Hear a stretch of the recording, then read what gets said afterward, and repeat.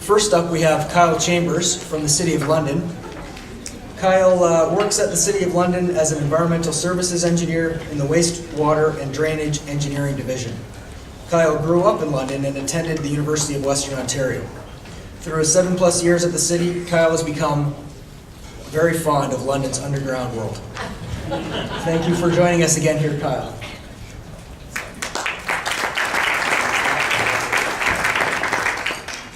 Thanks a lot, Greg, and thanks to ICLR for putting on this basement flooding symposium. I think there's a lot of great information being shared here today. So, today I'm going to be talking about an innovative pilot project that London initiated to go into homeowners' houses and disconnect weeping tile connections to sanitary sewers to help save themselves from basement flooding. I'll do a quick overview of what inflow and infiltration is, but we'll go pretty quickly through that because you've heard about it a few times already. So this is a brand new project. We just finished it last month, so just at the beginning stages of really analyzing the outcomes of this project. So in London, most of our sewers are what we would traditionally call separated sewer system. I'll just skip through these because we all know the terminology already. We have about 1.5% of our sewers are combined sewers in the city, so not a lot compared to some of the other municipalities we've seen. But what we do have is a significant number of weeping tile foundation drain connections to the sanitary sewer. In London, that was common practice up until 1985. So I estimate that we have at least 50,000 houses which have weeping tile connections to sanitary. So what does that cause? That causes I&I flows into the sanitary sewers, which in extreme events can lead to basement flooding. So what exacerbates the problem with these weeping tile connections are lot grading, which is settled over time, and while it may have originally sloped away from the house, in lots of cases we have settlement near the homes or landscaping changes by the homeowners, and lot grading is very flat or sloping towards the house.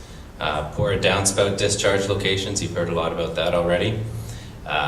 We see it especially an issue in areas of the city where we have clay soils that don't absorb very much water and end up directing it into those weeping tile connections. Again, combined sewers obviously are a problem where we have them, but won't be the focus of this project at this time. So, as I said, up to 1985, common practice to connect weeping tiles to the sanitary sewer. We smartened up, and after 1985, we mandated that weeping tiles themselves go to the sump pit and sump pump discharge be to the surface of the ground.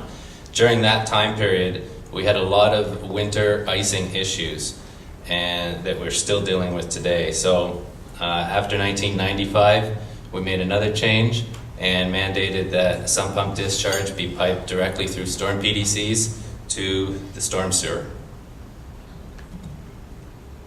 So we'll get right into the meat of the presentation here with the Sherwood Forest Subdivision, which is the location of our pilot project that we undertook. So Subdivision itself was developed in the late 1970s to early 1980s, so not that old, but all weeping tile connections to sanitary, and we've had historically a lot of basement flooding in this subdivision. So I'll just show you a little map here. We have flow monitors to show what the before and after effects would be from disconnecting weeping tile. And we have an area on the top, Ardsley Crescent, top end of the sewer system, which exhibits the same sanitary flow characteristics as Blanchard Crescent at the bottom in the yellow, which was the subject of our pilot project. So you'll see a couple of flow monitor graphs here that I'll show you that will help paint the picture. So The green line you'll see on the bottom is normal dry weather flow for the sewer in Blanchard. And this particular rain event was in May of 2009, where the area got approximately 90 millimeters of rain in a short time period. And you can see the very sharp response in flows in the sanitary sewer in red. So we're going from, say, 2 liters per second of flow in that sewer up to 40 to 50 liters per second of flow. So we're talking orders of magnitude more flow. And on Ardsley Crescent, you see virtually the same thing, 40 to 50 liters per second of peak flow. So we had lots of calls from homeowners calling the city, telling us, what are you going to do about it? What are you going to do about it? And, traditionally it was the same. We would tell them what the sources of the issue were and recommend how they can improve their own lot grading, their own downspouts, and in addition, we had a voluntary sump pump grant program, much like some of the other municipalities you've heard from today. Exasperating the issue a bit in this area is a lot of zero lot line homes, or homes built very close to one another. It's pretty common practice now, but doesn't allow for a lot of surface for the water to go into the ground. So it falls onto these roofs and onto these hard surface areas and seems to find its way directly into those weeping tile systems. A few pictures of downspouts and their downspout outlet location, so you can pretty easily see where all that roof water is ending up on these houses. So what we decided was we were going to try to tackle this problem at the source. And some reasons why we were going to do this is if you remove the flow at the source, you don't have to pump as much flow at the pumping stations. You don't have to treat it at the treatment plants. Big advantage is that you don't have to worry about what size do you build a tank or how much do you oversize the sewers. We talk a lot about climate change or back-to-back storms or heavy snow melt, and it's very difficult to properly size a tank or an offline storage pipe to handle every single storm. It's virtually impossible. And so if you remove it at the source, you don't have to worry about exactly how big the storm is.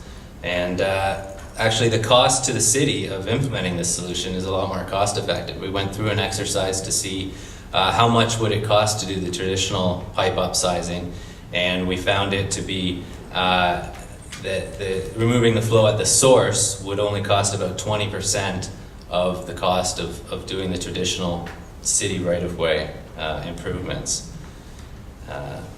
We had the sump pump grant program. Very low uptake in London for whatever reason. Homeowners, who had basement flooding, some of them would take advantage of it. Other people would look to the city to pay for all of the improvements and blame the flooding on the city, and I guess wait out a solution from us. And the other big problem that we saw is, by and large, many of the people contributing to the problem through their weeping tile connections had dry basements, and so there was virtually no incentive for them to go and retrofit a sump pump and disconnect their weeping tile because they weren't getting directly impacted. So we really had to challenge there. So what we decided to do is a project where we were going to initiate the project and we were going to hire the contractor to go into these homes and disconnect weeping tile. On top of that, to help provide incentive to these dry basement owners, we were going to provide them a check for $1,000, which would help pay for future maintenance of the sump pump, or if they wanted to put in a battery backup system, they could use that money towards that, or whatever else they wanted to spend it on. It was essentially a carrot to get some of the dry basement homeowners to sign up. So what we were including with our disconnection was the disconnection of weeping tile, installation of sump pump, installation of a backwater valve on the sanitary line, and also the storm sewer PDC construction from the storm sewer to the house so that we weren't dealing with any legacy icing issues in the winter. So we played with the idea of making this mandatory for the pilot project, but we wanted it to be a success, and we didn't, some people still don't want the idea of a sump pump in their basement, and we didn't want to have to be knocking down doors and getting police escorts to do the work. So we kept it as a voluntary sign up, and on the street we did get about 50% of the homeowners which were on board with it. And you may think that is still low, and I thought it was a little low considering this street.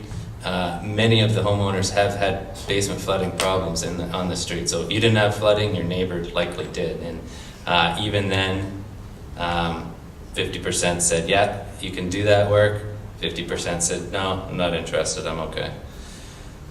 So we did do individual site visits to each home, went into the basement, took pictures, determined the feasibility. There were a couple homes that we decided weren't worth doing because they had fully finished basements, and it was just going to be too much of a burden on the homeowner and on the basement to do it, and we had enough buy-in, we felt, to make the project a success.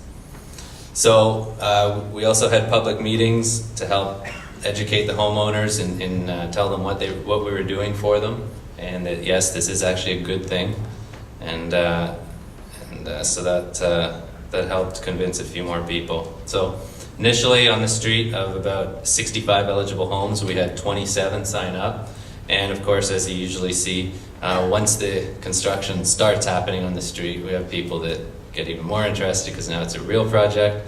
And so we ended up with 32 homes that we disconnected, plus an additional 5 storm PDCs that we retrofitted to homes that had sump pumps but were discharging to the surface of the ground. So on this project, we split it up into an external works tender and an internal works tender. And that was just because we believed it was different type of work, and so maybe different types of contractors would want to bid on it. So the external works tender was what you traditionally see on a construction project. And this would include the installation of the storm PDCs themselves from the sewer to the house. And we also included road resurfacing of the street because of all the cuts that we were going to be making on the road. The internal works tender is the one that was really unique to us as the city because it really crosses over that line of going from work on city right of way to work on private property. And we itemized everything as best we could. And we had unique items such as electrical work and laminate flooring removal and replacement, drywall installation, things that we really would never have in a traditional sewer construction works tender. So some of the prices that we got, so on the external works tender, the work came out to $305,000, which worked out to approximately $8,000 a house.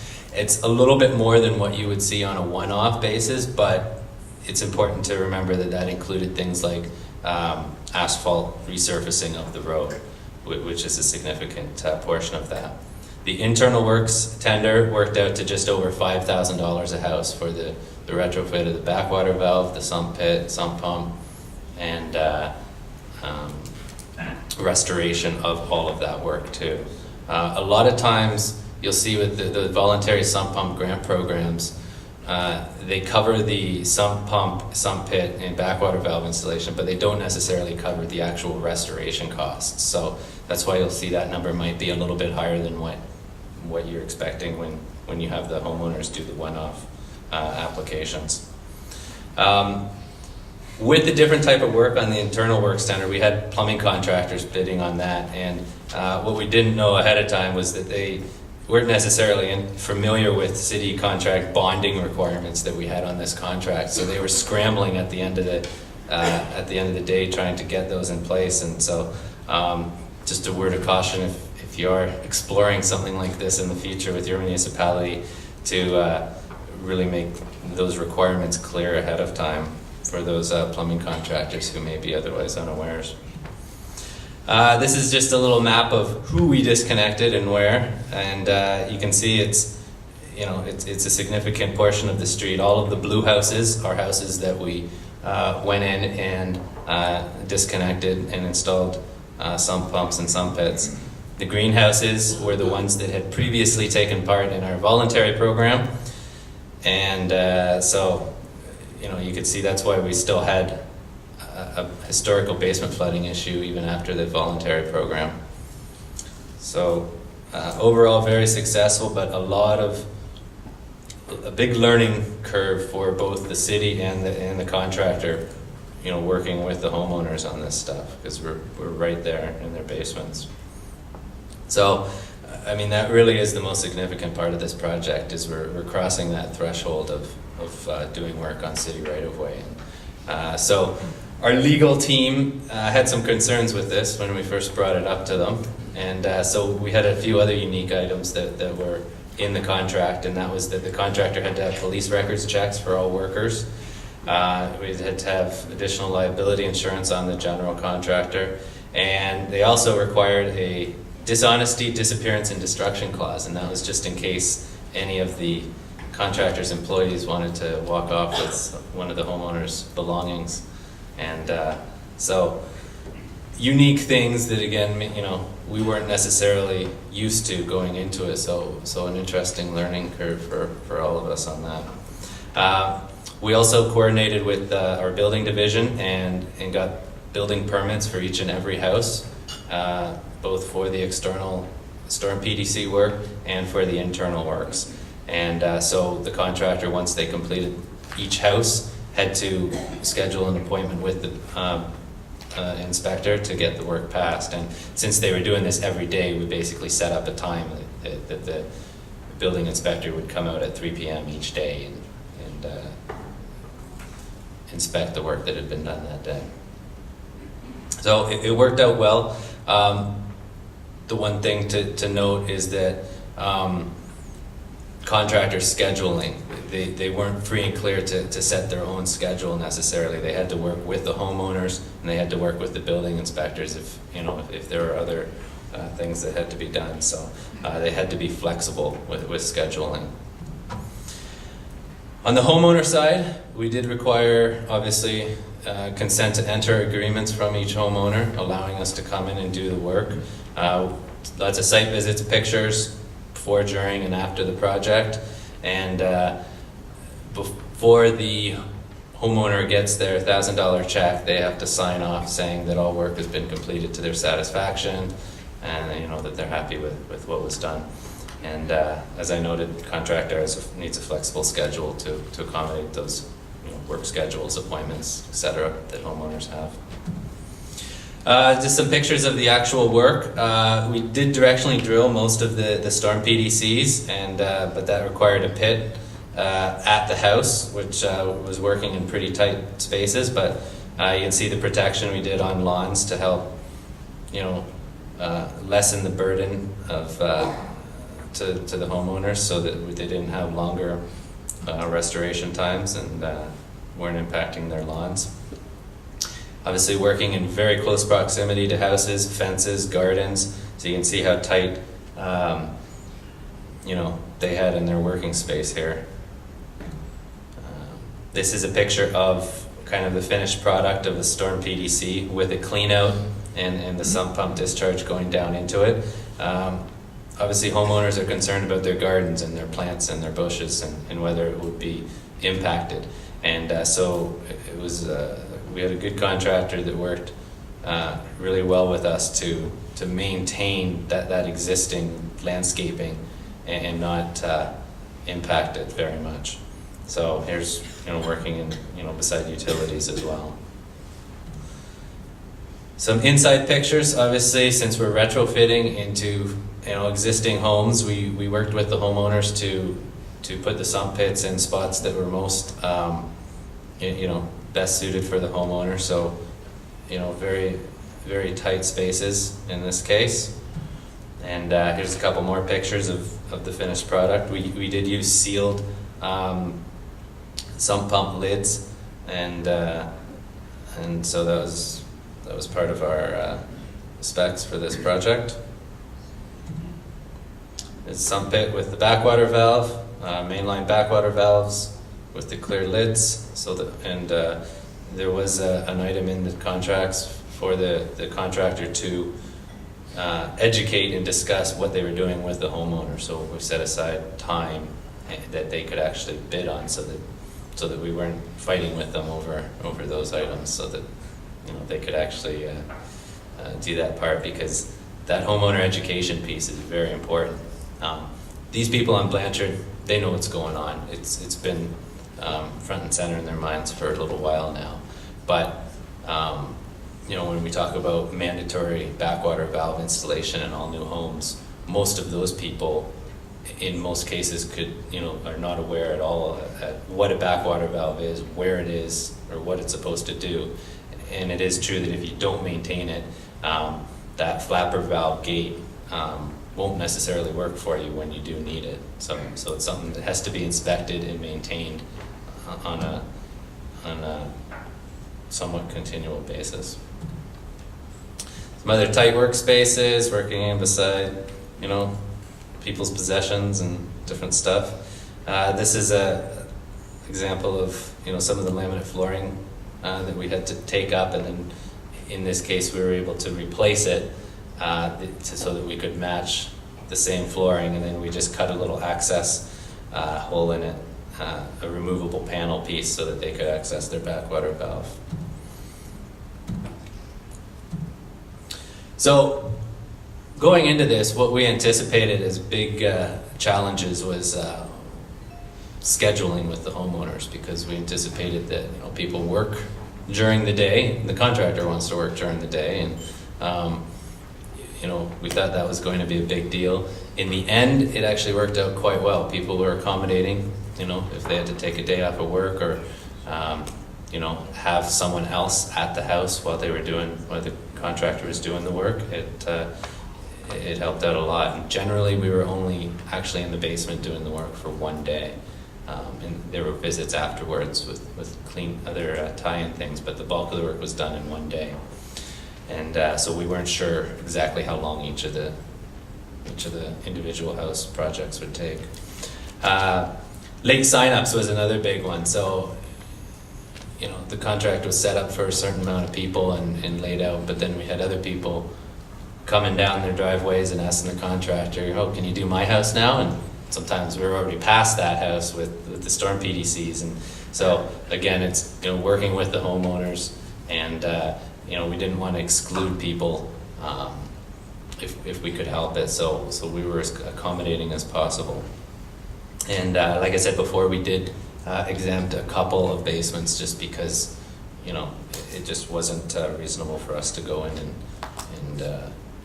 retrofit a sump pump with the level of finishings and how extensive it was in their houses.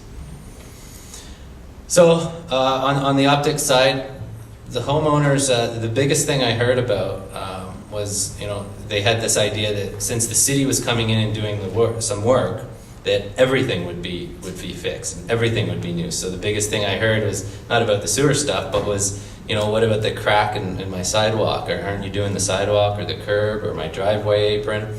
And so it was getting past that expectation that just because the city was doing something, that we weren't necessarily rebuilding this entire subdivision. And keep in mind, it was only built in the early 1980s, so it's not near as old as some of the other areas in the city. So that was a bit of a reality for people, because we had a fixed amount of sewer dollars to fix a sewer issue, and we weren't necessarily fixing all of the surface issues that people see. And that is a big barrier. The infrastructure is out of sight, out of mind for so many people. And the stuff that's above ground is what people see, and that's what they're worried about, is their trees and their surface feature stuff. So that was a big thing. The other biggest thing was the sump pump itself. People have heard horror stories about sump pumps with power going out, or the sump pump itself failing and getting flooding from that. So especially the people who had dry basements didn't want to cause, a new problem for them. But that's what helped with our $1,000 extra incentive, was if they wanted a battery backup system, we didn't maintain or make that mandatory, but they had more than enough to have the contractor retrofit that on top of the work they were already doing. So generally, it's been quite a success because homeowners were pleased with the work. They wanted to see something happen. We were able to do it at a substantially reduced cost to the alternative of public side infrastructure improvements. And on our side, we get to realize other benefits from lower treatment and pumping costs too. Just last week, in fact, we got quite a large rain event in London on September 11th, and so I thought I'd add these to the end of the presentation. And so, if you recall, this is the Ardsley flow monitor last week, and that was the area that we didn't touch, but exact same characteristics, same number of homes as Blanchard. You can see the rainfall. We got 67 millimeters of rain, most of it within a 2-hour period last week, and you can see the flow spike in Ardsley. This is a pipe level graph showing the pipe, getting almost full. We didn't actually get flooding on Ardsley, but we got close to it. And then you can see Blanchard, and in fact, you can see almost zero flow response. And if you recall back to the May 2009 event and every event before we did this work, Blanchard would have looked exactly like Ardsley. This is flow. So again, Ardsley going in the 30 to 40 liter per second peak range during the storm event. And then Blanchard, virtually nothing. Now, these results are even better than what I thought, because if you recall, we didn't disconnect every single house. So this is just zoomed in to see that there was a little bit of response, but not very much at all. So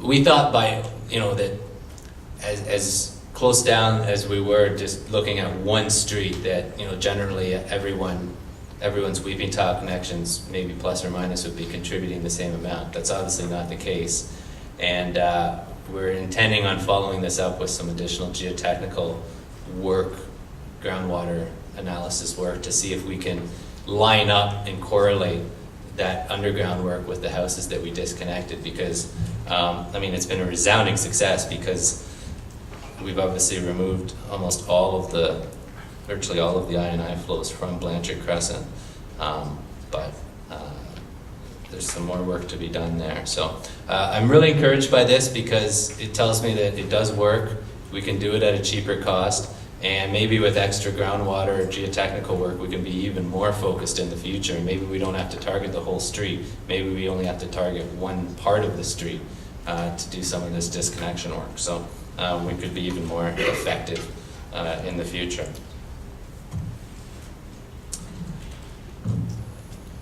So that's about it.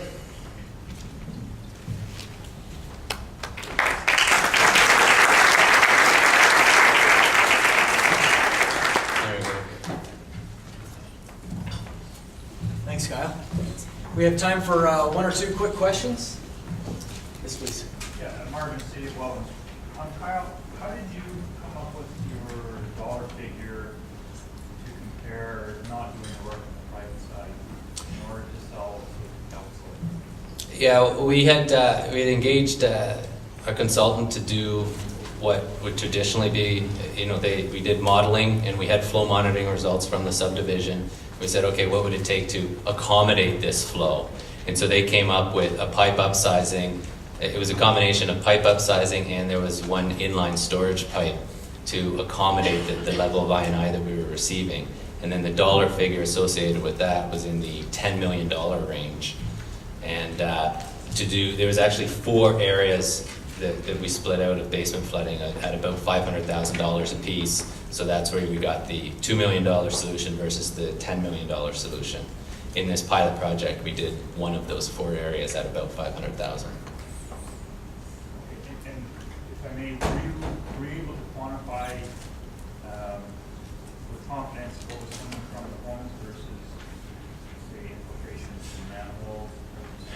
Yeah, we did do sewer videoing in that, and the pipes themselves were in good condition, and this is the extreme upstream end of a system, so we were literally looking at 7 manholes, and so the infiltration wasn't coming from other extraneous sources like manhole lids or cracks in pipes or things of that nature. It was virtually all from the weaving tile connections themselves, and so that's what we were focusing on. Hi, Eva Jackson from Ekley Canada. It's great to see existing development action, and just wondering, now that you've perhaps set a precedent, do you think you'll have to go out and pay 100% or the $1,000 in new neighborhoods, or will there be some success from the Blanchard site for future? Yeah, I mean, this is it's definitely a good news project. I anticipate that, you know, if we have the funding to help out other areas and focus on other chronic basement flooding areas, that's a great thing to do. It won't necessarily work in every area. In this case where it's an isolated upstream sewer shed flooding issue, we're able to focus on an isolated area to solve the problem. So other subdivisions that meet this criteria, sure. But do you think you'd be able to go 50-50 with homeowners in other areas, or will the city continue to have to pay? At 50-50, I don't think we'd get enough buy-in. Even at 100% plus $1,000, we didn't get complete buy-in. So that understanding and education and from the homeowner side on what the issues are and what's required to fix it is a very steep hill to climb. And so at 50-50, at our existing 75% grant program that we have, very low uptake. So that's why we were trying this out, to see if we could do something a little bit better. Thanks.